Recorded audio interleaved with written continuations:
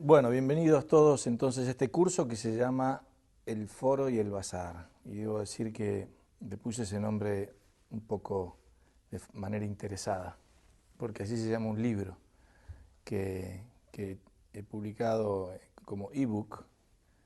Eh, y la esencia, entonces, el nombre quiere transmitir un poco cuál es la esencia del contenido, también de lo que vamos a ver acá.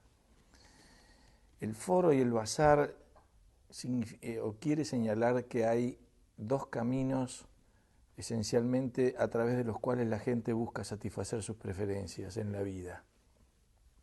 Uno de ellos es el mercado y ese es el bazar. Y el otro es la política y ese es el foro.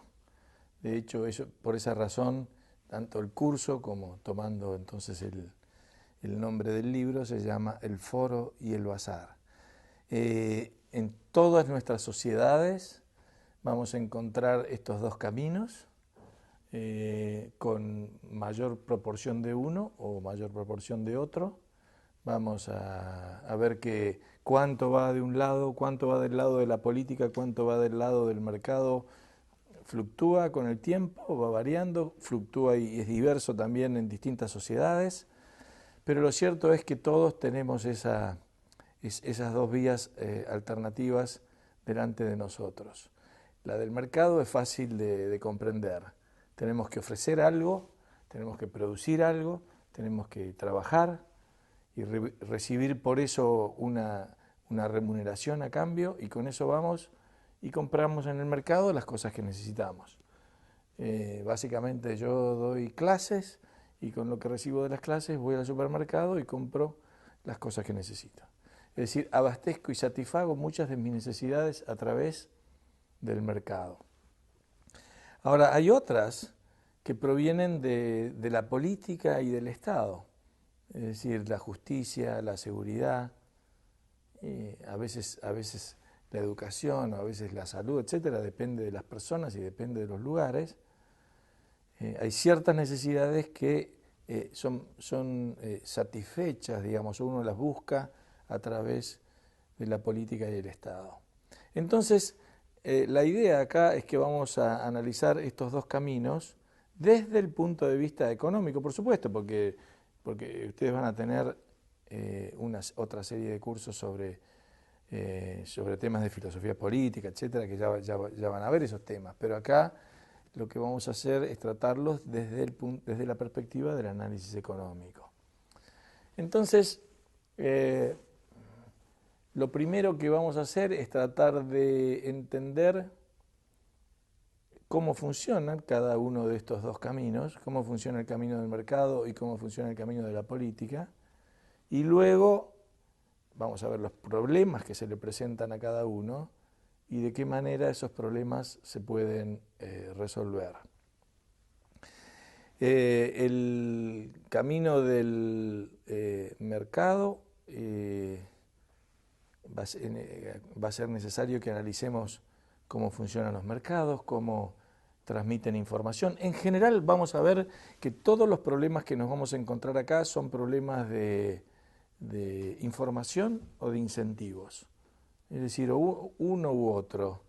Pero esa va a ser la esencia de los problemas que nos enfrentamos. Entonces, la pregunta que nos vamos a plantear es que en qué medida los mercados o en qué medida la política pueden resolver esos problemas de información y de incentivos. Y luego veremos, en todo caso, o nos plantearemos también qué solución corresponde a cada uno de ellos, qué es lo que correspondería, hay algún criterio para establecer qué es lo que debería caer en la órbita del mercado y qué es lo que debería caer en la órbita del Estado. Por supuesto, esto, de nuevo, dentro del ámbito de lo que la teoría económica tiene para ofrecer. Y la conclusión, adelanto la conclusión, o una conclusión, digamos, de esto, pero que es de fundamental importancia, y es que tanto uno como otro camino van a necesitar de buenas instituciones para poder funcionar correctamente. Es decir, tanto el mercado como la política van a permitir a la gente satisfacer mayor cantidad y mejor sus necesidades, si es que hay un adecuado marco institucional que permite un buen funcionamiento de los mercados o un buen funcionamiento de la política. Entonces, vamos a ver en definitiva luego también, bueno, cuáles son esas instituciones, las que permiten al mercado funcionar y las que permiten a la política funcionar correctamente. Bueno, dicho eso, vamos antes tal vez a plantear un poco ¿por qué lo vamos a hacer esto desde el ámbito de la economía? Bueno, una respuesta obvia y sencilla es porque la disciplina que yo conozco, no podría hablar de otras cosas, digamos, pero lo cierto es que la economía tiene un delimitado campo de acción y entonces tal vez valga la pena comenzar a señalar cuál es el campo de acción que analiza la economía. Porque muchas veces uno se encuentra definiciones del tipo tal como la economía lo que trata es la forma en la cual la sociedad asigna recursos escasos para satisfacer cuáles son sus objetivos, por ejemplo, una definición de ese tipo.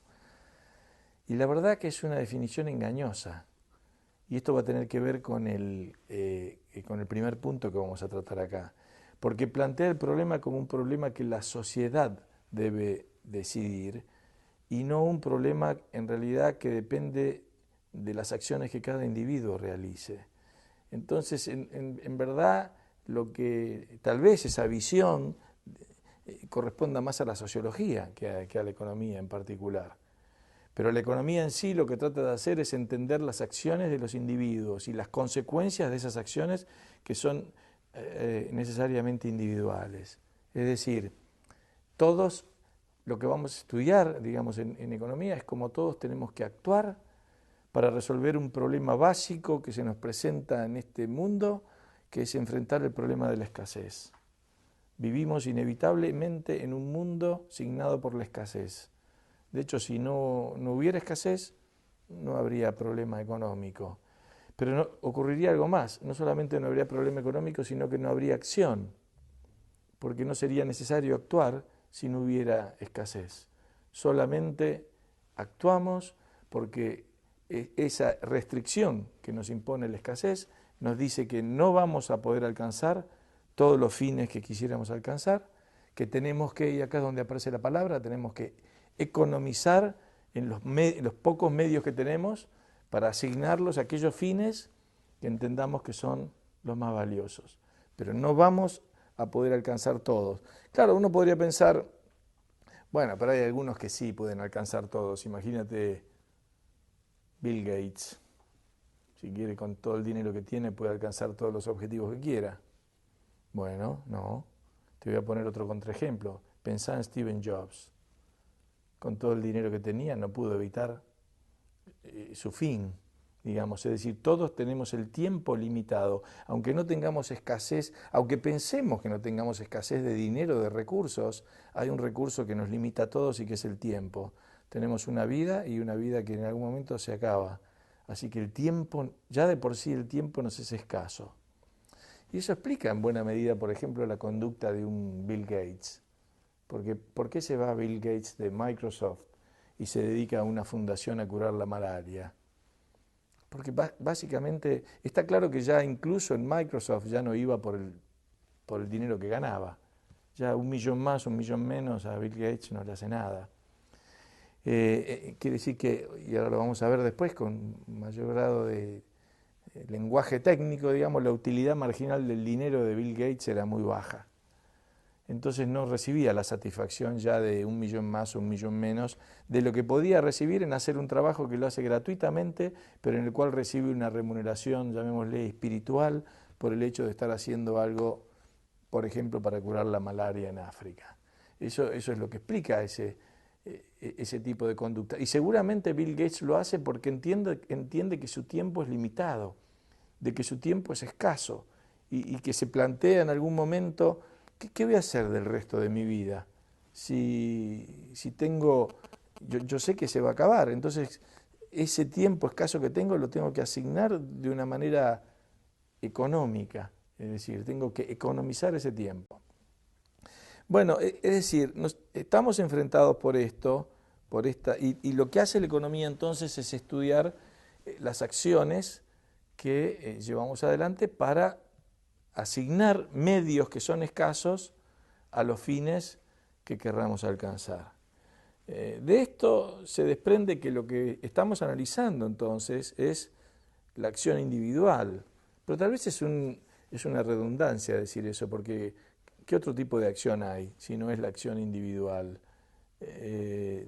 No hay otro tipo de acción, aunque la verdad que muchas veces nosotros utilizamos metáforas como si fuera posible que los grupos actuaran, es decir, le asignamos vida a entes que en la realidad no actúan por sí mismos.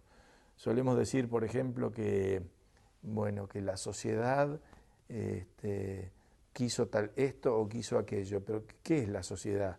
Si no es en realidad el conjunto de los individuos. O en términos más banales, digamos, podemos decir algo así como la hinchada del Colo-Colo insultó al referee. ¿Qué quiere decir? Bueno, eso ocurre en todas las canchas, ¿no es cierto? Acá también. ¿Pero qué quiere decir eso? La hinchada del Colo-Colo. ¿Quién específicamente? No es. ¿Quiénes son? ¿Todos? ¿Los 30.000 que había en la cancha? ¿O 10 o 1? No me deja entender lo que realmente pasó. Lo que realmente pasó es que hubo acciones individuales. Y eso es lo que tengo que estudiar. La acción es inevitablemente individual. O para poner otro ejemplo simple pero tonto también de la economía, solemos hablar, y yo mismo, obviamente que suelo decir eso porque utilizamos metáforas en última instancia, pero suelo decir, la Argentina exporta carne a Alemania. Bueno, ¿qué quiere decir eso? Porque yo la verdad yo no tengo ni una sola vaca, yo consumo carne, quiere decir que yo no le vendo una vaca a nadie, no le vendo ni un gramo de carne. Entonces esa frase, la Argentina exporta carne, ¿qué quiere decir? O yo no soy parte de la Argentina, o algo acá está ocurriendo porque yo no estoy haciendo nada al respecto. Lo único que hago es comerme un asado de tanto en tanto. Es decir, entiendo eso entonces que lo usamos en términos estadísticos y agregados, pero está claro que ahí lo que efectivamente ocurrió es que hay un señor aquí en la Argentina que tiene vacas o que tiene carne, o un conjunto de señores en una sociedad y en una compañía, que le vendieron a otro señor en Hamburgo, o otro conjunto de señores en Hamburgo, le vendieron carne, punto. Pero son en última instancia siempre acciones individuales. Como tal, la Argentina no exporta carne, porque la Argentina no exporta nada. Es una figura estadística. Lo que sucede, lo que está queriendo decir es que hay gente acá en este territorio que alguien dice que se llama así, que le está vendiendo a su vez carne a otro que decimos que se llama Alemania. En fin, pero en el fondo hay una acción claramente individual. Entonces, lo que hacemos en economía es estudiar esas acciones individuales. No estudiamos la motivación, qué motiva a la gente a actuar, es del ámbito de la psicología. Y es bien interesante plantear eso, porque la economía ha avanzado mucho en los últimos años en superponerse o en entreverarse, digamos, con otras disciplinas. Y lo ha hecho, y lo vamos a ver en el curso, lo ha hecho con la ley, con el derecho, lo ha hecho con la política. Se llama uno análisis económico del derecho, otro se llama análisis económico de la política, y lo ha hecho también últimamente con la psicología, y se llama, no sé, economía de la conducta o behavioral economics, y es también una especie de superposición entre la economía y la psicología. Pero decía que la economía no analiza los motivos por el cual uno actúa. Simplemente lo que analiza son las consecuencias de haber actuado de una determinada forma. Entonces, nosotros analizamos y decimos que si todas las personas de pronto deciden ahora tomar, por cualquier circunstancia, digamos, precisamente porque no nos metemos a preguntarnos por qué psicológicamente decidieron eso, si todos se toman a tomar el doble de café de lo que tomaban antes, nosotros vamos a señalar que probablemente el precio del café suba. Es decir, analizamos la consecuencia de esas acciones y no específicamente las motivaciones psicológicas que lo llevaron a actuar de una forma u otra. Entonces, ese es el ámbito de lo que vamos a analizar. De esto se derivan, de este supuesto básico, se derivan algunas conclusiones lógicas irrefutables. Los individuos, todos nosotros actuamos cuando queremos pasar de una situación menos satisfactoria a una más satisfactoria. ¿Por qué? Bueno, por la sencilla razón de que si no, no actuaríamos. Esto parece banal y simple, pero no lo es. Tiene consecuencias bastante drásticas en términos incluso de políticas públicas. Por ejemplo, si yo asumo este principio de que la gente actúa para pasar de lo que entiende como una situación inferior a una situación superior, entonces voy a tener que señalar que toda acción voluntaria está realizada porque la persona espera mejorar con esa acción, no empeorar. No quiere decir esto de que después lo logre, porque puede ser que ese objetivo se frustre. Uno muchas veces tiene la intención de comprar algo porque piensa que le va a gustar y después no le gusta. Pero lo cierto es que cuando yo tomo la decisión de comprar o de actuar, lo estoy haciendo porque pienso que voy a estar mejor haciendo eso. Y les decía que esto tiene repercusiones muy amplias, porque si yo veo, por ejemplo, a alguien, y vamos a volver sobre este tema en un momento, pero si yo veo a alguien realizando un contrato con otra persona, ¿qué es lo que puedo decir yo al respecto? Es decir, por ejemplo, veo a alguien tomando un trabajo que yo veo que es un trabajo, o pienso de pronto, o me parece que es un trabajo mal pago. ¿Qué puedo decir al respecto? Es decir, como un observador externo, lo único que puedo decir es que esa persona seguramente hizo eso porque pensó que iba a estar mejor haciendo ese contrato que no haciéndolo, dadas sus circunstancias. Hay algunas consecuencias lógicas de este postulado, digamos, de la acción. Una de ellas es esa, de que actuamos para pasar a una situación mejor de la que nos encontramos. La segunda es, y acá empiezan a surgir ya algunos elementos económicos claves, y es que si obtengo un resultado positivo de la acción que tomé, lo podría llamar una ganancia. Si al contrario, el resultado que obtengo de la acción luego no lo es, probablemente que sea una pérdida. O sea que aparece este fenómeno de las ganancias y de las pérdidas en todo tipo de acción humana. También aparece el elemento de la especulación. Toda acción implica especulación, porque los resultados de la acción se obtienen en el futuro. Entonces yo actúo especulando con un cierto resultado. Y digo esto porque la palabra especulación normalmente tiene como una mala fama, digamos, pero en realidad es algo que todos hacemos. Un hombre se casa con una mujer especulando con qué, especulando con que va a ser feliz, la mujer también. Pero esos son resultados que se van a dar en el futuro, de los cuales ninguno de nosotros puede estar absolutamente cierto. Entonces la especulación siempre forma parte de la acción. Entonces este es el ámbito de lo que analizamos en economía. Por eso señalamos a esto como una cuestión metodológica, que es la del individualismo metodológico. Es decir, partimos de la acción del individuo. Luego eso no quiere decir que no podamos agregar distinto tipo de acciones para hablar de los demandantes, de los oferentes, de los productores, de los trabajadores, de los consumidores, de lo que sea. Vamos a hacer todo eso, pero nunca debemos olvidar de que nuestro análisis va a partir de la acción de los individuos, y toda acción se va a ver enfrentada a problemas de información y a problemas de incentivos. Eso va a ser lo que básicamente vamos a hacer. Bueno, habiendo dicho eso, vamos a dejar a completar este tema acá, y vamos a pasar ahora a un segundo tema, que es cómo funcionan los mercados. Esto en esencia es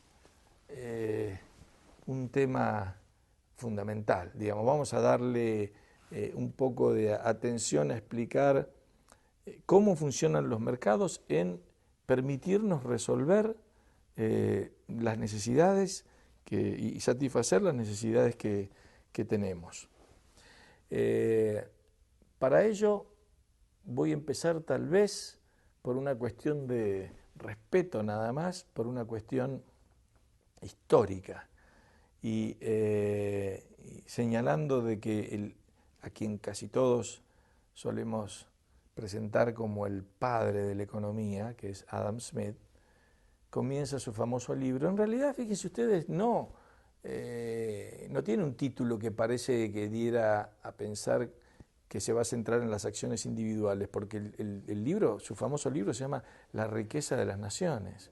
Es decir, se llama, y más completo, el título es Una investigación acerca de la causa y el origen de la riqueza de las naciones.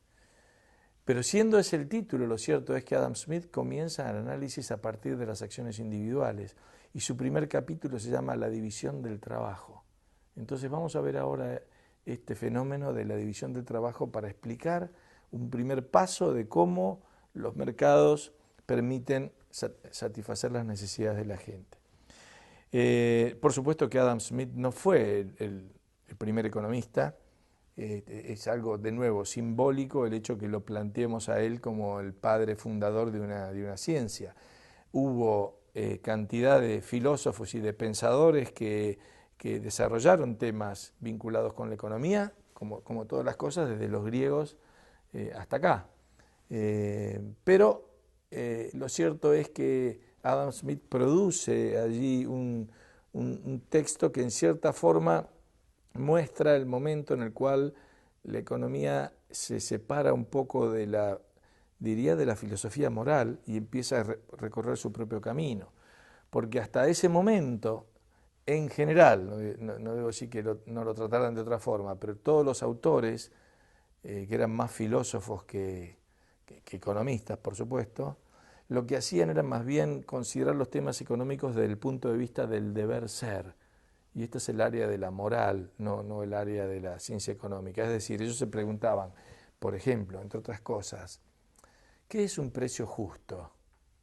Y les digo que este es un tema que lo planteó Aristóteles, Platón y Tomás Aquino y todos los filósofos de la Edad Media, hasta Adam Smith, que presenta una actitud diferente y no se pregunta ya qué es un precio justo, sino que se pregunta qué es un precio, cómo se forma, por qué hay precios, por qué hay precios distintos para un auto Mercedes-Benz y comparado con un café, por ejemplo. ¿Por qué? Es decir, trata de entender las cosas como son y no de plantearse cómo deberían ser. El área del deber ser es un área muy interesante, por supuesto, es el área de la filosofía moral. Todos opinamos sobre eso y decimos esto es justo, esto es injusto, actuaste bien, actuaste mal. Estamos todo el día opinando de eso y yo no voy a negar su importancia, pero es distinto de un análisis científico económico que trata de entender las cosas como son y tratan de entender lo que es un precio. Por ejemplo, otras discusiones que hubo durante todo ese periodo son discusiones tales como ¿cuánta ganancia sería una ganancia correcta? ¿Cuánto es correcto ganar en un determinado negocio? O la que causó más polémica durante siglos es, ¿corresponde cobrar un interés por un préstamo de dinero? Y yo les puedo asegurar que todas las religiones condenan la usura y las religiones las religiones y los filósofos se dedicaron páginas y páginas a discutir si el préstamo de dinero e interés correspondía a usura y por lo tanto era condenable. Por ejemplo, todos habrán visto o conocerán o habrán leído o vieron la película en su versión moderna del Mercader de Venecia, de Shakespeare, y el Mercader de Venecia no es otra cosa que una historia que involucra la función del interés en un préstamo de dinero. Para hacer la historia breve, un joven se quería casar con una dama de la sociedad en Venecia y como no tenía para mostrar cuáles eran sus recursos, va al mercader, que se llamaba Antonio, que había sido amigo de su padre, entonces le dice que necesita dinero. Antonio no lo quiere ayudar, pero justo había invertido todo su dinero en unos barcos que habían salido a comerciar por el Mediterráneo, y como no quiere dejar de ayudarlo, entonces le dice que no se preocupe, que él va a conseguir el dinero. Y va al prestamista, al judío Shylock, y le pide un préstamo. Shylock tenía recelo de Antonio, porque precisamente lo condenaban por ser usurero y lo discriminaban. Entonces dice, esta es la mía, ahora me viene a pedir dinero a mí. Entonces Shylock le dice, bueno, yo le presto el dinero, pero como garantía quiero una libra de su propia carne. Y Antonio acepta. Entonces recibe el dinero y se lo presta a este joven que se lo había pedido. Bueno, siendo un drama, porque esto es lo que escribe Shakespeare, los barcos no vuelven a tiempo, vence el plazo del préstamo y Shylock dice, bueno, quiero mi dinero. Antonio dice, bueno, no lo tengo. Bueno, entonces quiero la garantía, una libra de su propia carne. Bueno, entonces se produce la conmoción. ¿Cómo? El tema llega hasta el duque de Venecia. El duque de Venecia dice, ¿cómo vamos a permitir que este contrato se cumpla? Antonio es un mercader respetable aquí. No puede ser, le dice un asistente al duque. Y el duque dice algo que es muy importantísimo para todos nuestros países. Y dice, ¿pero qué pasa si nosotros permitimos acá de que no se cumplan los contratos? ¿Dónde va a quedar la reputación de Venecia como el lugar para hacer comercio, para invertir, si nosotros decimos que acá podemos negar y violar los contratos? En fin, hago corta la historia. Finalmente apareció un abogado y le encontró esas soluciones que los abogados tienen. Y entonces dijo, el contrato decía que podía sacarle una libra de carne, pero no dice nada respecto de la sangre, así que no podés sacarle ni una gota de sangre. Entonces, imagínense, sacarle una libra de carne sin sacarle una gota de sangre era algo como bastante imposible. Entonces, al final, el abogado encontró este argumento y el pobre Shylock terminó sin cobrar su préstamo, incluso creo que se tuvo que ir de Venecia, etc. Pero muestra un poco lo que hace Shakespeare ahí, es mostrar y poner en escena el drama de lo que era este tema de la usura. Y eso fue lo que se ha discutido y se discutió durante siglos, hasta que un personaje como Adam Smith dice, no, yo quiero saber cómo se forma un precio, yo quiero saber por qué a veces hay pérdidas y por qué a veces hay ganancias, yo quiero saber, por ejemplo, por qué hay tal cosa como un interés, y explicar y entender qué es lo que es la función que cumple el interés. Es una visión totalmente distinta, es una visión acerca de lo que es y no una visión acerca de lo que debería ser. Bueno, ahí es donde entramos nosotros, vamos a tratar de entender lo que es en el mercado. Y Adam Smith comienza entonces ese primer capítulo diciendo, uno de los procesos centrales que tenemos que entender para comprender la generación de riqueza es el proceso de la división del trabajo. Y esto es fácil de comprender. Él pone un ejemplo ahí apenas empieza el libro, pone un ejemplo tremendamente interesante. De hecho, cualquiera que vaya a Inglaterra, le pido que se vuelva con un billete de 20 libras, porque el billete de 20 libras en el dorso tiene la cara de Adam Smith y un dibujo sobre este ejemplo. Y el ejemplo es una fábrica de alfileres. Y dice Adam Smith, miren cómo se hacían los alfileres antes. Era un artesano que iba haciendo cada una de las operaciones. Tenía que alisar el alambre, cortarlo, sacarle punta, trabajar en la cabeza, pintarlo, unir la cabeza al alambre, ponerlo luego en el papel. En total como 20 operaciones. Haciendo él las 20 operaciones, llegaba al final del día y había hecho 4 alfileres, más o menos.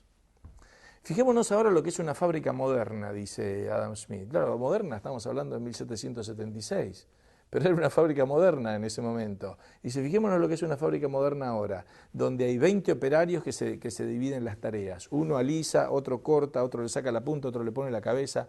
Entre los 20 operarios ahora producen 8.000 alfileres por día. Han multiplicado, digamos, la productividad individual de cada uno 20 veces. Por el hecho de que cada uno se especializa ahora en una tarea, al especializarse ahora la hace en forma mucho más eficiente. porque ahora además esa especialización y el desarrollo de la industria ha permitido la generación de maquinarias que ahorran y facilitan incluso mucho más ese proceso, etcétera, y eso es lo que explica entonces esta división del trabajo, cómo se ha generado un mayor volumen de riqueza. Uno podría entender eso también poniendo un ejemplo ahora a la inversa, y tomemos el caso ahora de un caso típico utilizado mucho en los libros clásicos de economía. Ahora lamentablemente se dejó de utilizar, pero yo creo que era muy bueno, que es la figura de Robinson Crusoe. Y Robinson Crusoe es era un joven de clase media que vivía en Londres y que tenía allí satisfechas una cantidad de necesidades de comida, de bebida, de vestimenta, de vivienda, etcétera, y que de pronto, porque es un aventurero, se sube a un barco y termina, naufraga en una isla y se encuentra solo. Y como tal se vuelve un pobre absoluto, porque ahora tiene que empezar a buscar satisfacer de las necesidades más básicas y elementales. Y la más básica y elemental es la de conseguir agua que pueda beber. Es decir, que la del mar no la puede beber, no sabe si es potable el agua que pueda encontrar por ahí. Su primera tarea es esa, ya que uno se muere primero de sed que se muere de hambre, ¿no? Y luego tiene que buscar comida, y luego tendría que buscar un lugar donde pasar la noche y tener algo de seguridad para poder dormir. Es decir, se vuelve ahora, ha perdido los beneficios de la división del trabajo, que era de lo que disfrutaba en Londres, y ahora se vuelve un pobre absoluto. Este proceso entonces de división del trabajo es el que señala Adam Smith como un elemento básico y central entonces para entender ese camino de generación de riqueza y cómo los individuos van superando la pobreza, que en realidad es la situación natural en la cual venimos al mundo. Entonces, la siguiente pregunta que se hace Adam Smith dice, bueno, debo decir que contribuye a alguna otra ley, digamos ley económica, que no deja de sorprender el hecho de la vigencia que tenga en la actualidad. Dice también Adam Smith en ese texto que cuanto más extenso el mercado, más profunda es la división del trabajo. Y esto hay que entenderlo así. A ver, en algún momento de la novela esta de Robinson Crusoe también, de pronto aparece otro personaje. Este personaje es Viernes, ahora son dos. Bueno, ahora pueden empezar a dividir tareas entre sí. Quiere decir que, de nuevo, siguiendo el argumento de Adam Smith, mejoran su productividad porque ahora uno puede buscar agua, otro puede buscar comida, se empiezan a dividir las tareas. Pero sigamos con ese argumento. Imaginemos que ahora no son dos, sino que ahora de pronto son 100 en la isla. Bueno, ahora se pueden buscar de realizar 100 tareas distintas a la vez. Es decir, que cuanto más amplio es el mercado, más tareas y más tareas específicas se pueden desarrollar. Entonces se profundiza la especialización, se profundiza la división del trabajo.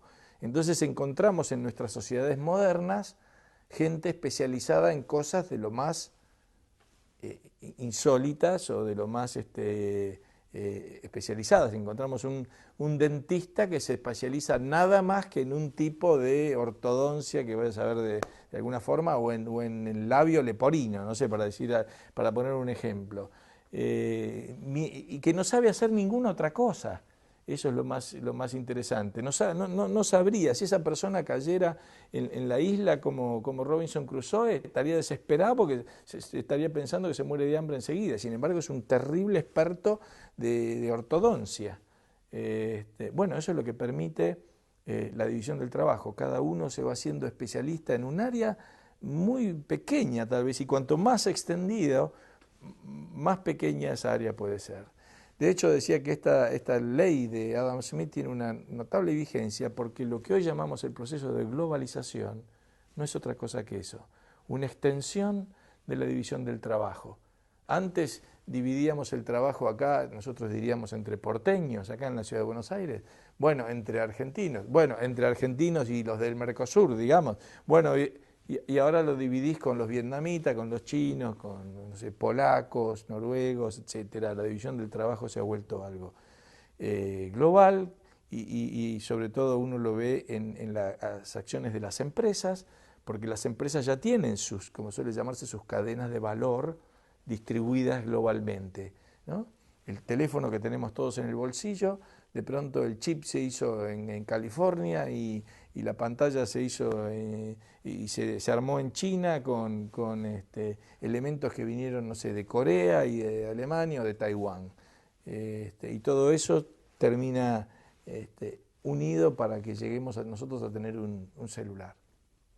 Bueno, esa es la esencia entonces de la contribución, digamos, de la división del trabajo. Ahora, y entonces acá cambio de cápsula, digamos, pero cambio de cápsula con la siguiente pregunta de Adam Smith.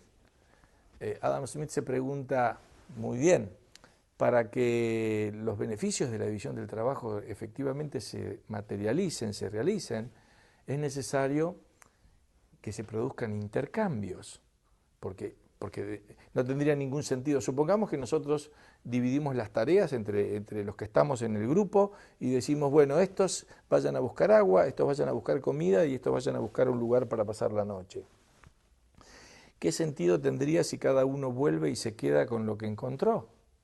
No tendría ningún sentido. Realmente el beneficio de la división del trabajo es cuando empezamos a intercambiar. Entonces los que consiguieron agua intercambian agua por alimento o agua por un lugar para pasar la noche y así. Entonces, de esa forma, a través de los intercambios, es que nosotros logramos satisfacer ahora estas tres preferencias.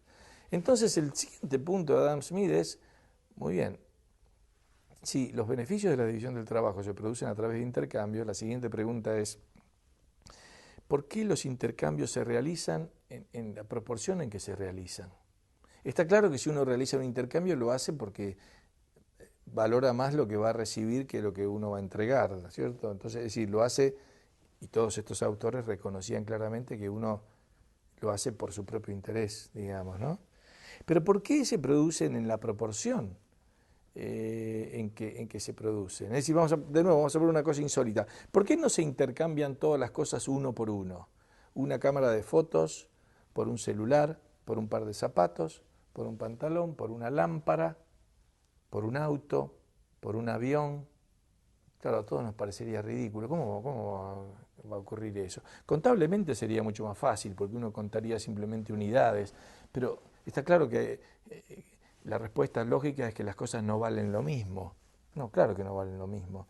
Entonces la siguiente pregunta de Adam Smith es, ¿por qué las cosas valen lo que valen? Yo tengo que entender, para entender la proporción en la cual los bienes se intercambian entre sí, tengo que entender por qué las cosas valen lo que valen. Y nos metemos acá en un debate que de nuevo ocupó siglos y la atención de filósofos, incluso, y que solamente se develaría, digamos, no por Adam Smith, a quien voy a decir en realidad que tal vez incluso da un paso atrás en lo que se venía desarrollando aquí, sino luego en algo que en economía llamamos la revolución marginalista, y esto es tres economistas en la década de 1870, un austríaco, Karl Menger, un inglés, William Stanley Jevons, y un suizo-francés, Léon Walras. Ellos tres desarrollaron una correcta teoría del valor. Pero comento cuál era el debate, digamos. La gran discusión que existió en los filósofos de todos los tiempos es si el valor de las cosas depende de algo objetivo, como puede ser la cantidad de trabajo que cuesta producir algo, ¿no? O el costo de su producción. Esto parece tener algún sentido, ¿no? Si hay algo que me cuesta más producir, es como que lo valoro más. Entonces parece tener algún sentido de que las cosas valen más porque cuesta más producirlas. Pero la verdad es que también había otra opinión dando vueltas por ahí que decía, bueno, no, en realidad las cosas valen más y son más útiles.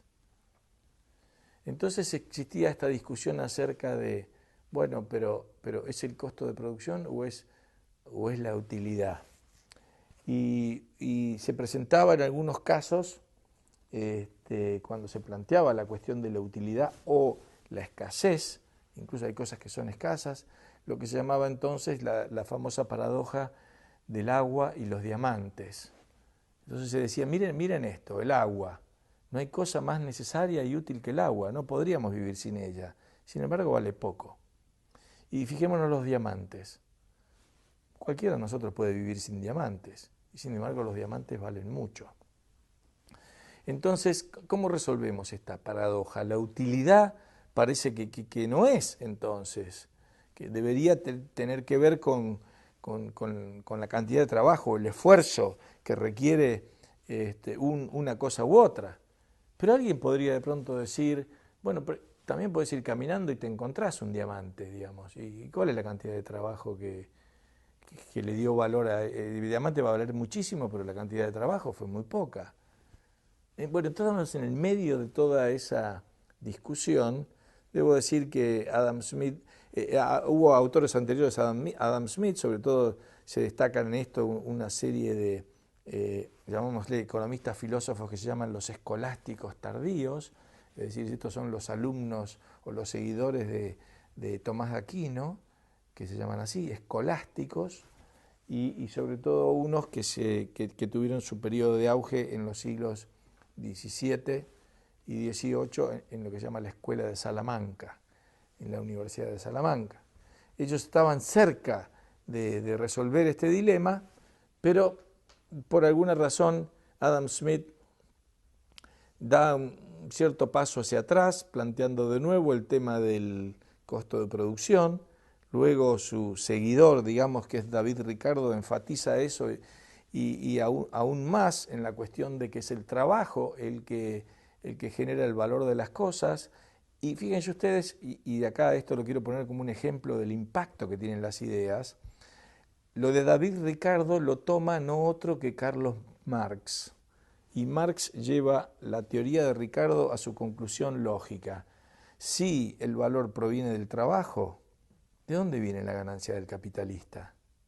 Bueno, del trabajo, si lo único que genera valor es el trabajo. Entonces la ganancia del capitalista en realidad es la plusvalía que extrae del trabajador. Y si de ahí viene la ganancia del capitalista, fíjense que ahí Marx construye todo su edificio a partir de ese ladrillo básico. Dice, bueno, si la ganancia del capitalista viene de la plusvalía que obtiene del trabajador, ¿qué es lo que hay que hacer? Y hay que expropiar a los expropiadores. Hay que hacer la revolución socialista, etcétera, y todo lo demás allá.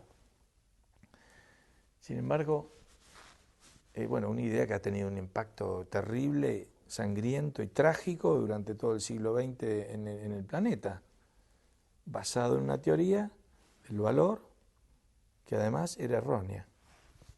Porque la teoría del valor trabajo no permite explicar cantidad de cosas. No porque yo le agregue más trabajo a algo va a valer más por ello. Además, bueno, esto sería una explicación más sofisticada. También argumentaban Ricardo y Marx que en el largo plazo todas las actividades productivas iban a tener la misma tasa de ganancias. La tasa de ganancias iba a emparejar. Pero ¿cómo se podía emparejar la misma tasa de ganancias si hay actividades que tienen más cantidad de trabajo y otras que tienen menos cantidad de trabajo? Entonces quiere decir que el trabajo no es el que determina el nivel de las ganancias. En fin, se entraban en contradicciones de este tipo hasta que aparecen estos tres economistas que mencioné, Menger, Jevons y Walras, quienes plantean lo que es la teoría correcta del valor, que es una teoría subjetiva. Y ese es otro elemento fundamental que vamos a señalar acá. El valor es algo subjetivo. El valor es algo que no está en las cosas, no son horas de trabajo para producir una silla o un sillón. El valor está en la mente de la gente, en lo que la gente valora ese bien o ese servicio. Y eso es algo subjetivo. Eso es algo que cambia en uno y otro. Por ejemplo, es decir, cada uno de nosotros somos individuos distintos que tenemos distintas escalas de valores. Es decir, vamos poniendo cuáles son nuestras necesidades más importantes. Si uno hiciera una lista, uno puede listar cuáles son las necesidades más importantes que tiene, y está claro que cada una de ellas va a ser distinta a la del otro.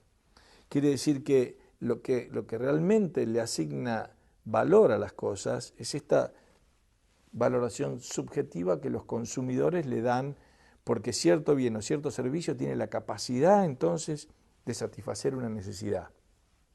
Yo podría pasarme, y voy a poner de nuevo estos ejemplos tontos que pongo, pero yo podría pasarme a lo mejor, supongamos que yo quiero armar un auto en la puerta de mi casa, quiero armar, no voy a hacer las piezas, las voy a comprar las piezas, pero yo voy a ir armando un auto.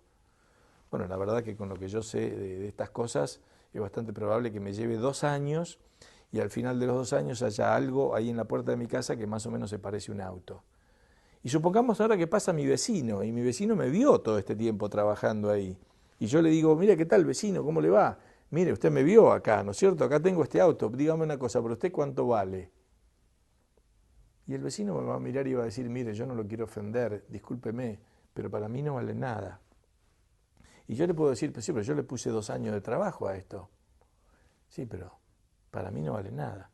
Y la respuesta de esa de para mí no vale nada está dando la esencia del asunto. Para mí, es decir, para él, subjetivamente, en su escala de valores, eso no vale nada. Quiere decir que lo que le da el valor a las cosas es la valoración subjetiva que tiene cada individuo del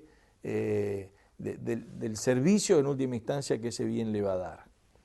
Esto, por supuesto, produce una revolución, de hecho debo decir así, en la economía en ese entonces, y debo decir también, por si hay alguno que sigue al menos curioso por ese tipo de teorías, derrumba el marxismo para siempre, desde el punto de vista teórico. Por supuesto que desde el punto de vista político, el marxismo todavía faltaban 50 años para que tuviera el primer éxito, que era la Revolución Rusa, y faltaban 100 años para que se cayera el muro de Berlín. Pero desde el punto de vista conceptual y teórico, se derrumba lo que es su ladrillo fundamental, porque no es que el trabajo le da valor a las cosas, sino que voy a argumentar ahora lo contrario, que va a parecer un poco desafiante. Son las cosas las que le dan el valor al trabajo. Es decir, es porque los consumidores valoran el último bien y el servicio que le da, que el trabajo de producirlo vale algo. Es al revés. El valor va, digamos, del consumidor al productor, al trabajador, y no del trabajador al consumidor. Y voy a poner un ejemplo. Pensemos, por ejemplo, en el tabaco. El tabaco tiene todo un proceso de producción. Hay que sembrar, hay que cosechar, hay que secarlo, hay que molerlo, hay que hacer los cigarros y eventualmente se terminan fumando. Una teoría del valor trabajo diría que a ese recurso que es el tabaco se le va agregando valor en la medida que se le va agregando trabajo y va pasando por esas distintas etapas hasta que todo el trabajo agregado generó todo este valor que es el que tiene el cigarro en el momento que se vende al consumidor. Pero fíjense esto, ¿qué pasaría si la gente deja de fumar? Algo que uno podría imaginar que puede pasar por los problemas de salud, etc. Si la gente deja de fumar, la planta de tabaco pierde todo valor si no tiene otro uso. No serviría para nada, sería una maleza, un yuyo. No tendría ningún valor. Y el trabajo en la cosecha de tabaco tampoco tendría ningún valor, porque no hay nadie que estaría dispuesto a pagar eso. Quiere decir que lo que le da valor a la planta de tabaco y al trabajo en el tabaco es la valoración última del consumidor que está dispuesto a fumar. Ese transmite valor hacia atrás. Y si el día de mañana el consumidor deja de fumar, la planta no servirá para nada. El trabajo tiene una diferencia y es que el trabajo es tremendamente maleable y flexible. El que estaba trabajando en tabaco puede ir a trabajar, no sé, en azúcar, en cualquier otra cosa. Para todo hace falta trabajo. O sea que alternativas de trabajo siempre hay. Pero la planta de tabaco pierde todo su valor. Entonces el valor es algo que proviene de la valoración subjetiva que tiene la persona que fuma, que recibe un placer por fumar, por ejemplo, y eso es lo que le da valor a la planta de tabaco y al trabajo. quiere decir que en última instancia digamos, y ahí es donde entra, y después vamos a ver un poco más de detalle, el papel del emprendedor. El emprendedor, ¿quién es? El emprendedor es aquel que está atento a cuáles son las necesidades de los consumidores y entonces organiza ese proceso para llevarle al consumidor lo que el consumidor está necesitando. Y entonces es el emprendedor es un poco como el instrumento para darle valor al trabajo. Es el que luego va y contrata al trabajador y dice, bueno, tu trabajo ahora tiene valor porque yo estoy pensando que la gente va a querer fumar este cigarro o tomarse este café o lo que sea. Y ahí es donde está esa capacidad para ver cuáles son las necesidades y las preferencias de la gente. Bueno, entonces, división del trabajo, intercambios, valoración subjetiva. Un último punto, antes de pasar a los aspectos institucionales de esto. El cuarto concepto que hay que tener es el de los órdenes espontáneos. Es decir, que lo que nosotros estudiamos en economía es algo que es difícil de ver, pero que ocurre en la sociedad. Y ese fue el gran descubrimiento de estos, no solamente de Adam Smith, sino de los filósofos escoceses. Quiero decir con esto, se les llama a estos autores los autores del iluminismo escocés. Esto es David Hume, Adam Ferguson, Adam Smith y otros, en una época de florecimiento de la actividad intelectual en Escocia. Ellos plantearon, y debo decir con la inspiración de un inglés antes, de Bernard de Mandeville también, ellos plantearon la importancia de comprender que la búsqueda del interés personal puede generar beneficios a todos. Esa era una idea muy difícil de comprender, nunca había sido planteada de esa forma. ¿Cómo puede ser que si alguien persigue su interés personal termine generando un beneficio para otros? ¿Cómo puede ser? En realidad se entendía que era lo contrario, que cuando las personas perseguían su interés personal, bueno, obtenían su beneficio, pero a costa de los demás. Y en tanto en cuanto vivíamos en una economía que era relativamente estancada, donde el nivel de vida había sido más o menos lo mismo durante siglos, sí, pareciera ser que la vida era un juego de suma cero, que si uno ganaba, otro perdía. Entonces, inevitablemente, el razonamiento, digamos, iba a entender que el tipo de acciones que se producen en el mercado eran más bien de suma cero. Unos ganan, otros pierden. Sin embargo, aparecen estos escoceses diciendo, miren, no, en realidad cada cual, y ahí es donde entra esa famosa metáfora que debo decir, van a pensar que estoy exagerando en esto, pero es la contribución más grande que se haya hecho a las ciencias sociales en la historia, y es la famosa metáfora de la mano invisible. Adam Smith dice, cada cual persigue su interés personal, pero se ve guiado como por una mano invisible a contribuir al bienestar general. Incluso más que si se hubiera propuesto contribuir a ese bien general. Con lo cual plantea algo que era insólito. Es decir, ¿cómo puede ser esto? Que las personas persiguen su interés personal. ¿Pero quiere decir esto que las personas son egoístas? No, hay que leer a Adam Smith. Adam Smith señalaba que uno de los rasgos, en su otro libro anterior, un libro de ética que se llama Teoría de los Sentimientos Morales, señalaba que el individuo lo que presenta es simpatía sobre los demás, que lo que tenemos es un primer sentimiento de simpatía y diría de afecto, digamos, respecto del otro.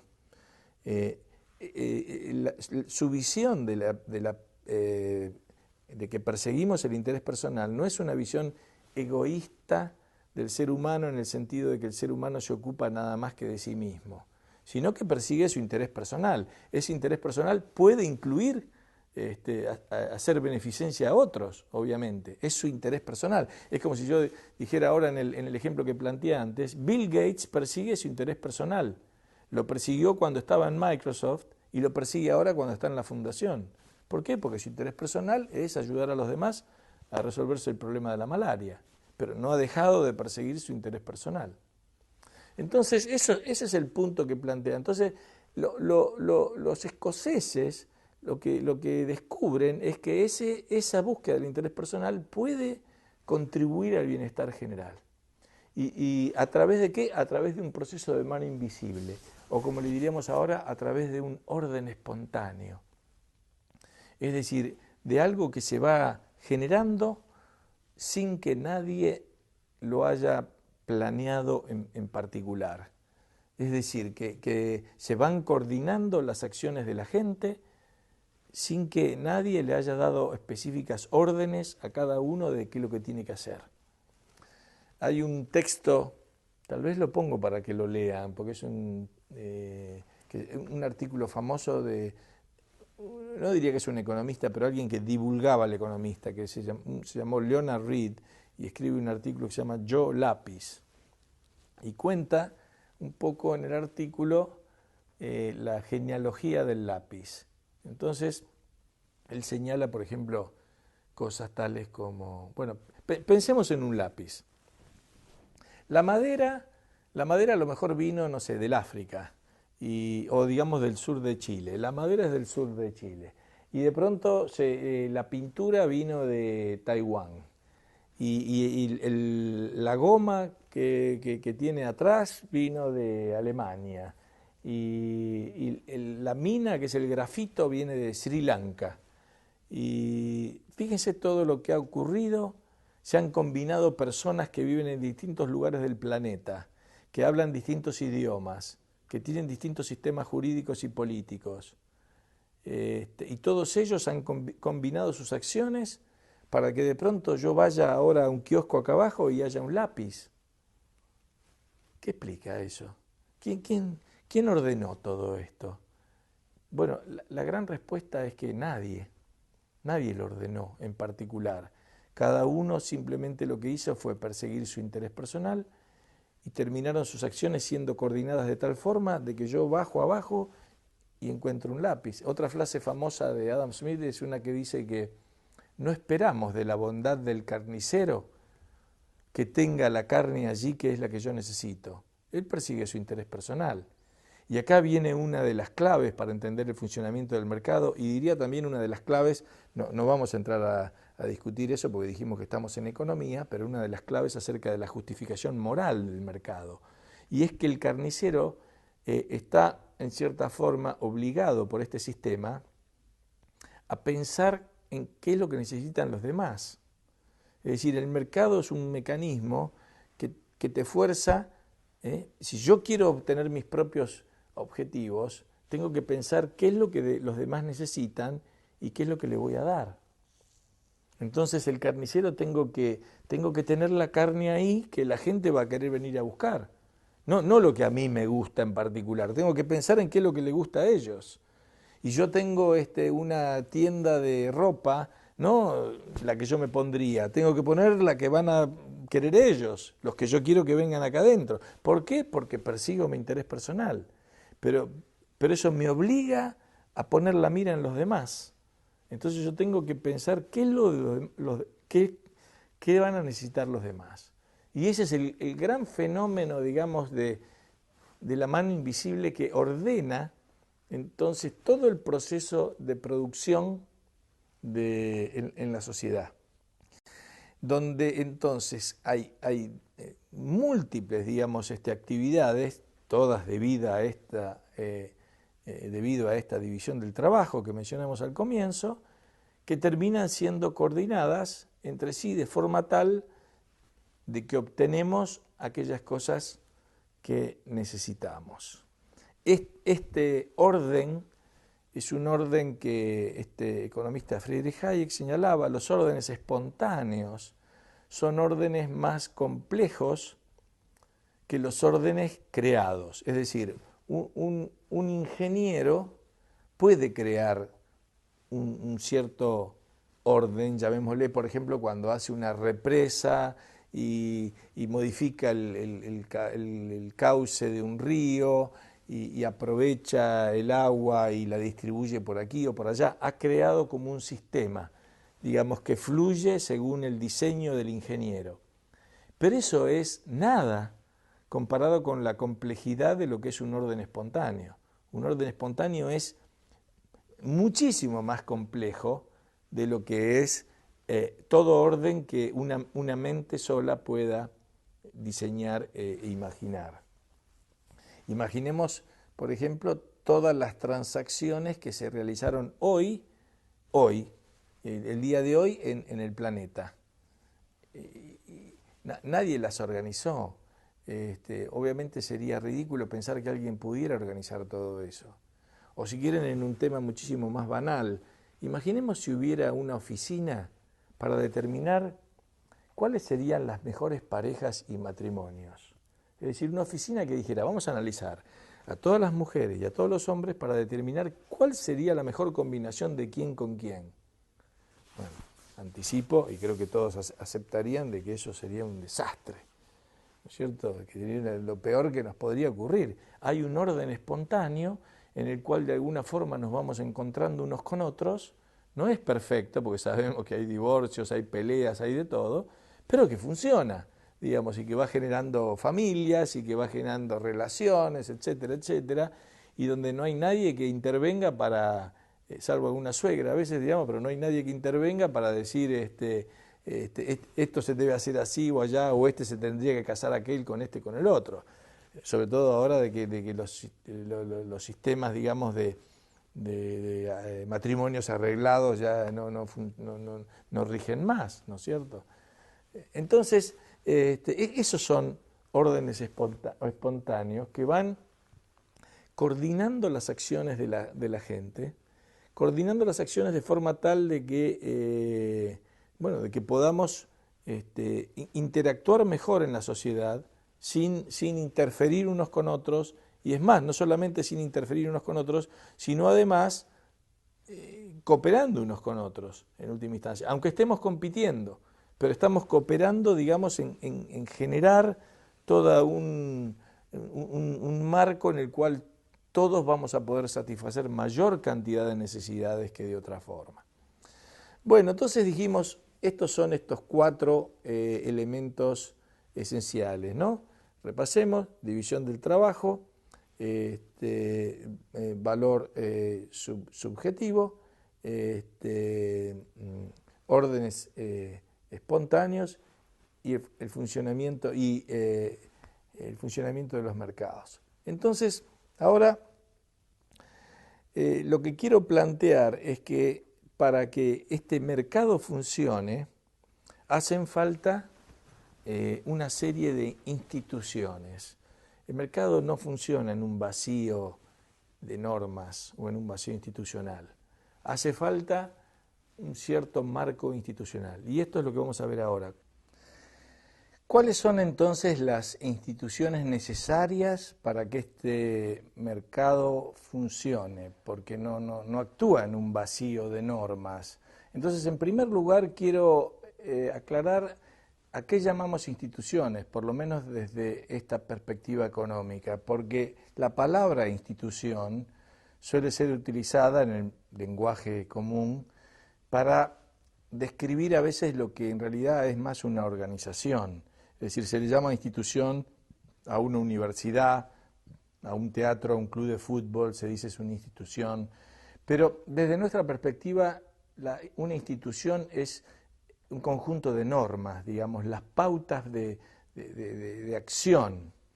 Es decir, si ponemos un ejemplo, ya que todos conocen bien el fútbol, digamos, no son instituciones los clubes de fútbol o la FIFA, digamos, esos son organizaciones. Lo que llamaríamos instituciones, el cuerpo normativo, aquello que vincula a la FIFA con las ligas nacionales, digamos, o las asociaciones nacionales, con los clubes, el reglamento del deporte, esas son las reglas de juego, ¿no? Entonces, las instituciones son un conjunto de normas que tienen como objetivo ayudarnos a coordinar las acciones entre los individuos. Tomemos un ejemplo típico en esto que son las reglas de tránsito. Si uno se pone a pensar de que uno va en una ruta y se cruza con un auto que viene en la dirección contraria a 100 kilómetros por hora, es una locura. ¿Cómo vamos a hacer eso? Es un peligro mortal. Sin embargo, todos lo hacemos inconscientemente asumiendo de que cada uno va a cumplir una norma, que es en este caso de que cada uno mantiene su derecha.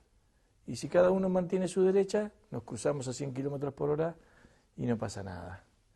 De hecho, los accidentes ocurren cuando por alguna razón alguno no cumplió alguna norma y entonces ahí se produce un accidente. Pero imaginemos, por ejemplo, una situación con ausencia de normas. Imaginemos que llegamos a un planeta extraño en el cual lo que vemos es una franja de cemento y aterrizamos con la nave ahí y empezamos y hay algunos símbolos y signos que no entendemos y viene un vehículo de enfrente, digamos. ¿Qué haría uno en esas circunstancias? Bueno, mínimo parar, porque yo no sé si este vehículo me va a querer pasar por la izquierda, por la derecha, por arriba o por abajo, no sé cómo es, no conozco la norma. Entonces esa norma me da inseguridad, no sé cómo avanzar. Entonces, en cambio, si hay una norma que conozco, entonces nos permite coordinar nuestras acciones y nos permite, por supuesto, ser más eficientes en ese sentido. Podemos viajar a más velocidad y no tener que estar pendientes de por dónde me va a pasar el próximo que venga por delante. Entonces, ese es el papel que cumplen las normas. Estas normas hay de dos tipos. Las normas pueden ser formales o pueden ser informales. Las normas formales son normas que son escritas, normalmente, son normas que han sido dictadas por un órgano creado para ese efecto. Hay algún organismo de control y hay además algún tipo de sanción por su incumplimiento. Es decir, pensemos por ejemplo en una ley. Hay un Congreso, la ley es escrita, la ley le dice a alguna agencia gubernamental que controle algo y aplica sanciones si no se cumple la ley. O sea que tienen esos cuatro elementos. Ahora, hay una enorme cantidad de otras normas que cumplimos a diario, que son normas informales. Y son normas que regularmente no están escritas, que no las dicta nadie, sino que se extienden en tanto y en cuanto son aceptadas por la gente, que luego no hay un mecanismo, un órgano de control que no sea la gente misma, y suele haber sanciones, pero sanciones también de tipo social. Entonces, para poner de nuevo un ejemplo muy simple de esto, supongamos que uno va a un banco y encuentra que en el banco hay una fila delante del cajero. La fila es así una norma que no está escrita en ningún lado, pero es la norma de el que primero llegó lo atienden primero. Se hace fila, ¿no es cierto? Es por tiempo de llegada. ¿Dónde está escrita esa norma? Bueno, no está escrita en ningún lado. Pero es una norma que todos sabemos que existe, que la cumplimos, que si no la cumplimos hay una sanción porque nos van a decir cosas a veces no muy agradables si queremos adelantarnos a esa fila, y la misma gente va a ser la que en todo caso va a controlar que no haya colados, digamos, de que no haya gente que se quiera adelantar. Es una norma, no está escrita, pero y como esas hay enorme cantidad de normas que afectan a diario nuestra conducta y que son normas de tipo informal. Estas dos, entonces el conjunto de normas formales o informales, forman el marco institucional, el marco de normas dentro del cual un mercado funciona. Y por cierto es que no es menor el tema de qué tipo de normas. Porque, por ejemplo, veamos las de tránsito. Lo cierto es que sabemos que hay países en los cuales se maneja por la derecha y hay países que se maneja por la izquierda. Está bien, o por la derecha o por la izquierda. El asunto es que haya una norma. Pero la verdad es que da un poco lo mismo, ¿no es cierto? Por la derecha o por la izquierda, es cuestión de acostumbrarse. Pero el tránsito funciona relativamente bien en los países que van por la derecha y igual en los países que van por la izquierda. O sea que parecería dar lo mismo. Pero en el ámbito del funcionamiento del mercado, de pronto hay normas en las cuales no todo es lo mismo, no da lo mismo. Hay ciertas normas que permiten un mejor funcionamiento de los mercados y una mejor coordinación de las acciones de la gente, y hay ciertas normas que no, que lo impiden y que lo interfieren y que lo perjudican. ¿Cuáles son entonces? ¿Cuáles son las normas que permiten el buen funcionamiento y cuáles las que no? Bueno, voy a empezar con algunas básicas y para eso de nuevo, ya que siempre recurrimos a la sabiduría de los clásicos, voy a hacer una cita que no es textual, pero más o menos de algo que decía David Hume. Y David Hume decía que para que toda sociedad funcione correctamente hay que cumplir básicamente con tres leyes fundamentales, que son, y lo decía en estas palabras y luego lo voy a aclarar, ¿no? Decía, la estabilidad de la posesión, su transferencia por consentimiento y honrar la palabra y las promesas. Es decir, en términos más nuestros y actuales estaba diciendo el derecho de propiedad, es decir, la estabilidad de la posesión, su transferencia por consentimiento, es decir, la realización de contratos libres, y honrar, cumplir con las promesas y los compromisos establecidos. Y David Hume decía que básicamente cumpliendo esas tres leyes era lo necesario para que una sociedad prospere. Bueno, fíjense ustedes a veces qué difícil es que lograr de que las sociedades se cumplan esas tres leyes, ¿no es cierto? Porque hay cantidad de ejemplos podríamos dar en los cuales se ven estas normas básicas avasalladas o pisoteadas. Y cuando se ven avasalladas o pisoteadas, vamos a ver las consecuencias que eso trae para el funcionamiento de la economía. Veamos algunas de ellas, sobre todo estas dos primeras, como con un poquito más de detalle. Entonces pasemos ahora al tema de la primera, que es el derecho de propiedad. ¿Qué es el derecho de propiedad? ¿Cómo surge? ¿Qué función cumple? El derecho de propiedad es una institución de fundamental importancia para la vida en sociedad. Es más, diría que la sociedad no existiría si no existiera el derecho de propiedad. Imagínense ustedes una situación en la cual el derecho de propiedad no existiera. ¿Cómo sería la vida en un mundo como ese? Imagínense que uno estuviera en su casa y cualquiera pudiera entrar, abrir la heladera, servirse, prender el televisor, poner lo que quiera, sentarse en el sillón, meterse en su cama. Sería una vida bastante terrible. Es más, uno se preguntaría, ¿para qué voy a tener una casa si luego resulta que se mete cualquiera acá y usa todo? Para eso yo trato de ir a buscar la casa de otro. Pero en esa situación en la cual los otros usarían mi casa y yo buscaría la casa de otro, déjenme decirle algo, no habría casas, porque nadie estaría nunca dispuesto a construir ninguna casa, ya que cualquiera te la puede usar. Entonces, está claro que necesitamos de este derecho de propiedad, que voy a decir una palabra que suena políticamente incorrecta, pero que uno de sus elementos centrales es la capacidad de excluir a los no propietarios. Y ese es el elemento central, la capacidad de excluir al no propietario. Y uno lo puede entender muy bien con su propia casa. De hecho, a la casa de uno entra ¿quién? Entra a quien uno invitó o a quien uno deja entrar. Aquel que entra de otra forma lo llamamos ladrón, en realidad, o está cometiendo algún tipo de delito, ¿verdad? Esa capacidad de excluir. Yo puedo excluir a todos y tengo el derecho a dejar entrar y a invitar a quien yo decida dejar entrar.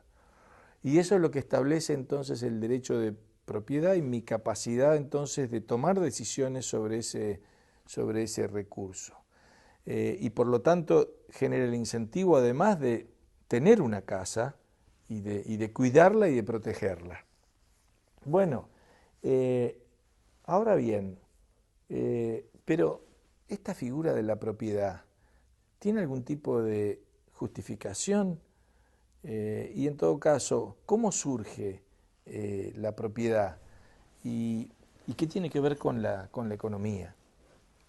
Bueno, estos temas de nuevo han sido planteados antes de los economistas por gran cantidad de filósofos. Voy a citar a uno aquí muy conocido y relevante en este tema, que es el filósofo inglés John Locke. Y Locke quería responder una pregunta también que abrumaba en cierto sentido a los filósofos durante siglos. Y esto es que las Sagradas Escrituras, digamos, la Biblia, parece decir que Dios entregó al planeta y a todos sus recursos a la humanidad en su conjunto. Entonces, si esto es así, de que Dios le dio al hombre, ¿no es cierto?, la tierra, los animales, etcétera, todas las plantas que existen en el planeta, ¿cómo es que de pronto podemos justificar una institución que excluye a los demás del uso y del aprovechamiento de un determinado recurso? ¿Cuál era la justificación? Bueno, ese era el dilema que se encontraban estos filósofos, y John Locke desarrolla una teoría y una respuesta a ese punto. En primer lugar, señala un tema muy interesante y él dice, bueno, es precisamente esa apropiación de determinados recursos la que permite que esos recursos existan. Porque si uno no se pudiera apropiar, entonces no estaría produciendo ese recurso. Es decir, tomémoslo esto, por ejemplo, pensando en algún tipo de cosecha agrícola. Si yo no me puedo apropiar del resultado de la cosecha, yo no voy a sembrar directamente. Entonces el recurso no va a existir. Precisamente el hecho de que yo me pueda apropiar del resultado de la cosecha es el que va a permitir que exista el recurso de ese trigo que luego yo podré intercambiar con otros recursos que otros tengan. Entonces el argumento de Locke es que es precisamente la asignación de derecho de propiedad la que permite eso, ya que en ausencia de ese derecho nadie estaría produciendo nada y estaríamos reducidos a la más absoluta pobreza. Es precisamente esa capacidad entonces la que ha generado el incentivo para promover la riqueza. ¿Por qué? Porque uno está dispuesto a aplicar esfuerzo y trabajo en tanto y en cuanto uno entienda que es propietario de los resultados de ese trabajo. Es decir, yo voy a trabajar porque entiendo que soy propietario de mi esfuerzo de trabajos. Si lo que yo voy a producir lo agarra cualquiera y se lo lleva a otro, bueno, entonces para eso no produzco. Entonces, Locke señala esto como un elemento central. Luego señala otro punto muy interesante también, y es que la propiedad es un concepto mucho más amplio del que normalmente nosotros pensamos, porque la propiedad parte en verdad de la propiedad que uno tiene sobre su propio cuerpo. Así que la primera propiedad que tenemos somos nosotros mismos, nuestro cuerpo. Y de ahí se deriva, de este derecho de propiedad, todo lo que ahora llamaríamos derechos humanos. Como soy propietario de mi cuerpo, entonces tengo un derecho sobre mi persona y ningún otro puede interferir y violentar mi propiedad. No pueden violar mi propiedad, que es mi cuerpo. Igual que yo no puedo, por supuesto, violar la de otros. Y como soy dueño del cerebro, entonces tengo libertad de pensar lo que quiera y no otro tiene el derecho de imponerme lo que yo debo pensar o no. Y como soy propietario de mi fuerza de trabajo, tengo también derecho al fruto de mi esfuerzo de trabajo. Quiere decir que todo lo que llamamos entonces, de nuevo, derechos humanos, en realidad podrían resumirse en el derecho de propiedad a la persona y a las cosas. Y respecto de las cosas, diría Locke, ¿cómo es que surge el derecho de propiedad sobre las cosas? Bueno, él plantea una interesante teoría que puede justificarlo por un lado y puede explicar su nacimiento, y es, Locke dice, la propiedad surge cuando uno mezcla su trabajo con un recurso que no tiene propietario, es un recurso que no tiene dueño. Entonces, lo que ocurre es, supongamos que, ya que estamos hablando, y en ese momento la propiedad más importante era la propiedad de la tierra, supongamos que estamos hablando de que uno llega a un valle, y en el valle no hay nadie, no es de nadie. Entonces el argumento de Locke es que uno puede reclamar una primera posesión sobre aquella parte de ese valle en la cual uno haya mezclado su trabajo con. Es decir, esto particularmente que haya sembrado, o que haya cercado para poner animales, o que haya ocupado con una vivienda. Eso yo lo puedo reclamar como propio. No puedo reclamar todo el valle. Es decir, no puedo decir, venga un escribano, venga un notario, por favor, escribano, haga una escritura aquí, que yo soy el propietario de todo este valle. No, no, no. Usted solamente de aquello que pueda ocupar. Todo lo demás queda libre para que vengan otros y lo ocupen otros como propietarios originales, digamos, como los que generan la primera posesión. El derecho de propiedad se va generando como por etapas, digamos. Primero está la posesión, que es que yo ocupo con mi trabajo, y luego efectivamente la propiedad es cuando los demás reconocen mi posesión. Es decir, y ya reconocen que eso me pertenece a mí. Entonces, Locke está dando un principio que aún hoy podría aplicarse a distintas áreas. Eso él lo planteaba sobre la Tierra, pero uno lo podría pensar en cuestiones muchísimo más tecnológicas ahora. Por ejemplo, uno podría decir, ¿pueden los norteamericanos o el señor Armstrong reclamarse propietario de la Luna porque fue el primero que llegó ahí? Bueno, no. Según el principio de Locke, es aquello que hayas podido ocupar, y a lo sumo pudieron ocupar, no sé, 100 metros cuadrados de la Luna cuando fueron y la visitaron, pero no pueden reclamar la propiedad del resto, porque hay que efectivamente ocuparlo.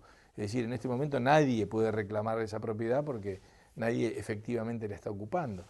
Pero eso es un tema, claro, parece un ejemplo medio absurdo, pero uno podría hacer el mismo argumento, por ejemplo, con las posiciones de los satélites en las órbitas.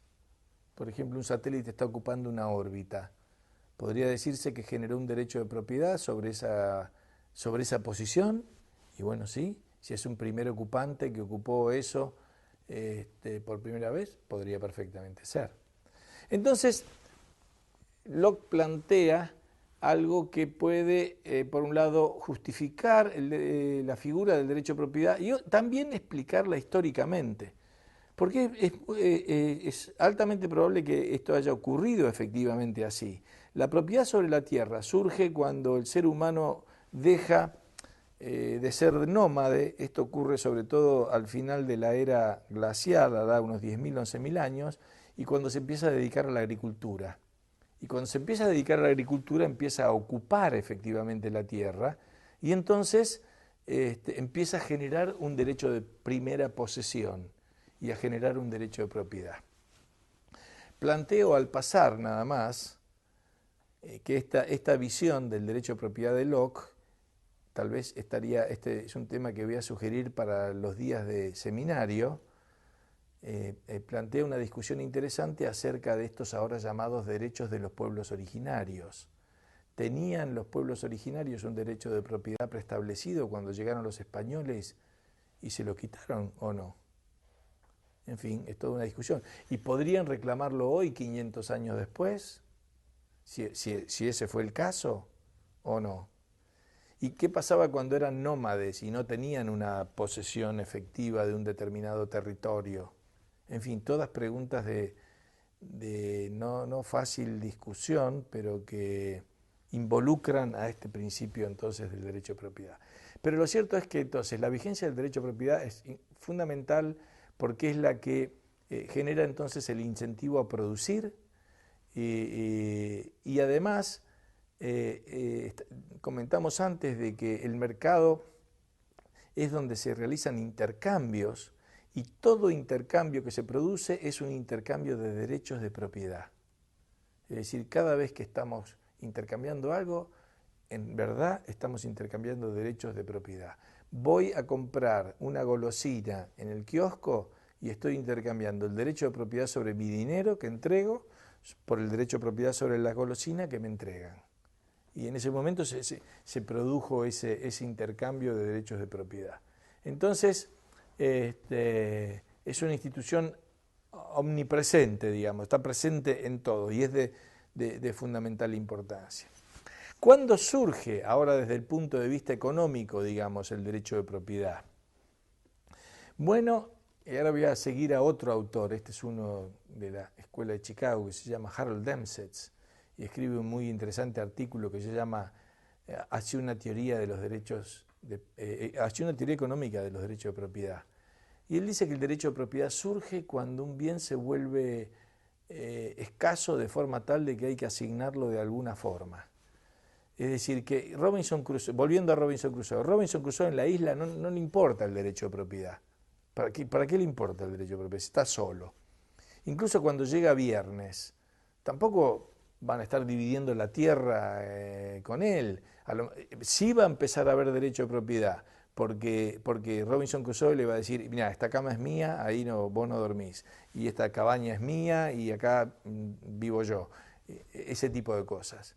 Pero después probablemente no tenga ningún sentido andar repartiéndose lotes o parcelas en la isla, no tiene sentido, porque la isla es suficientemente amplia. Pero cuando la isla se vuelve relativamente escasa, ahí surge la importancia del derecho y la necesidad del derecho a propiedad para evitar la depredación. Y Demsetz trae un ejemplo histórico que es tremendamente interesante. Se refiere a una tribu de indios en la península de Labrador, en lo que ahora es Canadá. Y en ese momento, eran indios en ese clima ahí en Canadá que hacían uso de castores, probablemente para las pieles y luego también para comer de pronto algún castor. Pero claro, mientras estaban los indígenas ahí, había castores para todos, digamos, no había mayor escasez. Llegan los colonos, y cuando llegan los colonos europeos, quieren comerciar pieles, es decir, no es que vinieron a sacarle los castores o el territorio, no, vienen y quieren comerciar y quieren comprar pieles de castor. Entonces imagínense ustedes eso, la demanda de pieles de castores se multiplica varias veces, el precio de las pieles de castores se multiplica varias veces. Los indios se dieron cuenta de que de esa forma los castores iban a desaparecer, que todos iban a terminar matando castores para vender las pieles y que nadie iba a producir y a cuidarlos. Entonces esos indios empezaron a desarrollar derechos de propiedad sobre los castores, que básicamente lo que hacían era asignar zonas, y entonces esta zona es tuya y acá estos castores son tuyos, y tú los vas a cuidar y los vas a querer en última instancia reproducir, no eliminar. Entonces el derecho de propiedad surge cuando económicamente se hace necesario, porque es un recurso que ahora está como disputado y que por lo tanto hay que racionar su uso. En nuestros países la importancia del derecho de propiedad es visible también en algún tipo de historia. Yo voy a contar una, bueno, a mí me toca conocerla de acá, ¿no es cierto? Pero no se ha dado solamente aquí. Termino con este cuento. Cuando llegan los españoles aquí a esta zona que se llama La Pampa, ustedes saben que aquí uno puede ir 700 kilómetros en cualquier dirección y no encuentra ni la más mínima montaña. Es absolutamente llano y aburrido el paisaje. Pero llegaron aquí y trajeron por primera vez vacas y toros y caballos y yeguas y se fueron luego para el Paraguay porque en realidad buscaban oro. Estos animales acá se reprodujeron en forma salvaje y generaron un ganado salvaje que recorría ahí porque era una zona muy apta para ese ganado. Y a partir de ahí se empieza a desarrollar la primera industria, que era la industria del cuero. Y esa industria se producía a través de expediciones que salían a cazar, mataban a los animales, le sacaban el cuero y el resto quedaba ahí porque no se aprovechaba. No existía todavía la tecnología del frigorífico. Bueno, estos a punto tal cazaron vacas que parecía en un momento uno de los virreyes llama la atención de que las vacas se están por extinguir. Miren, que a un argentino le digan que las vacas se están por extinguir es muy raro. Si acá hay más vaca que gente, imagínate. Pero se estaban por extinguir las vacas y era un problema de derecho de propiedad. Y era un problema que las vacas no eran de nadie, entonces todo el mundo las mataba y nadie las criaba. Es lo mismo que le pasa a las ballenas ahora, o a los elefantes en algunos lugares del África. Sin embargo, vino una tecnología muy simple que permitió establecer el derecho de propiedad y nunca más la vaca tuvo peligro de desaparecer, que es el alambrado. El alambrado ahora permitió establecer, de acá para acá las vacas son mías y yo las crío y las reproduzco, de acá para allá las vacas son tuyas, tú las crías y tú las reproduces. Y a partir de ese momento las vacas nunca tuvieron problema de extinción y por el contrario se multiplicaron. Los problemas que nos encontramos hoy de especies que corren peligro de extinción se debe a que tienen serios problemas en su derecho de propiedad. Bueno, hasta acá entonces el tema de la importancia de esta institución básica y fundamental. Ella y los contratos, que en realidad son intercambios de derecho de propiedad, forman la base institucional del funcionamiento de los mercados. A continuación, lo que veremos va a ser cómo eso da luego resultado a que se formen precios y cómo eso genera a su vez un cierto grado de eficiencia en el funcionamiento de la economía.